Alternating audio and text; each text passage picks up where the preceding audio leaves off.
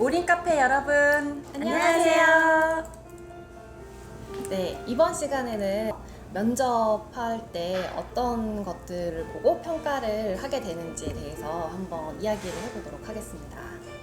네, 여기 두 분 면접을 보시는 이제 당사자분을 이제 모셨어요, 직접. 네. 그죠? 네. 주로 업무시죠? 네. 네. 주 업무는 아닌데 아, 네. 면접 많이 연초에 보는데 많이 하는 네. 첫 번째 대면하는 게 전화해서 이제 면접 약속하는 거잖아요. 인터뷰 약속하는 거. 그렇죠. 네. 인터뷰 약속할 때 보시는 게 있어요?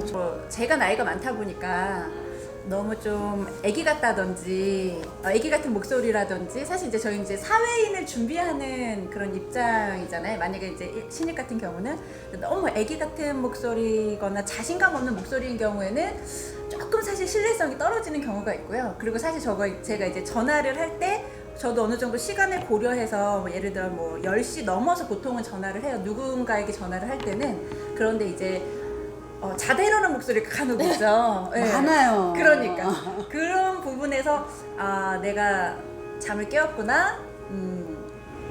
앞으로 조금 걱정이 될 수도 있겠구나. 뭐 약간 이런 생각. 네.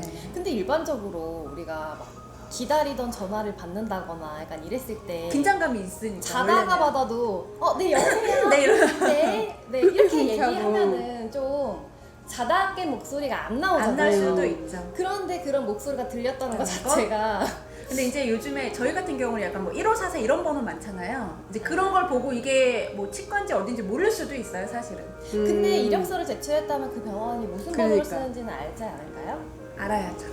그래서 중요합니다. 저는 그래서 전화를 했을 때 안 받잖아요. 그럼 일단 1차 실망이에요.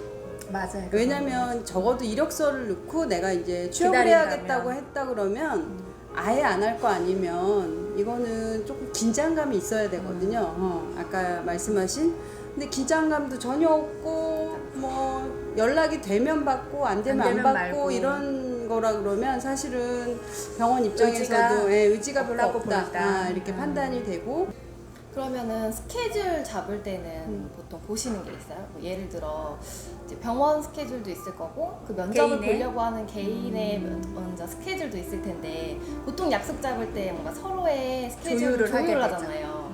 그 과정 중에서는 혹시 보시는 게 있으세요?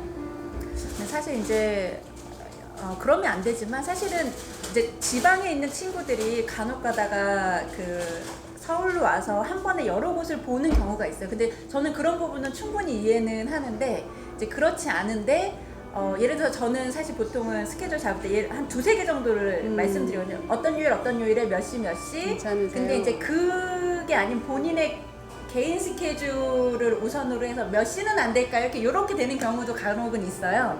병원 입장을 조금 더 이해를 해주면 좀 더 원만하게 좀 시간 조율을 할 수 있지 않을까. 이제 그 아쉬움은 조금 있더라고요. 간혹.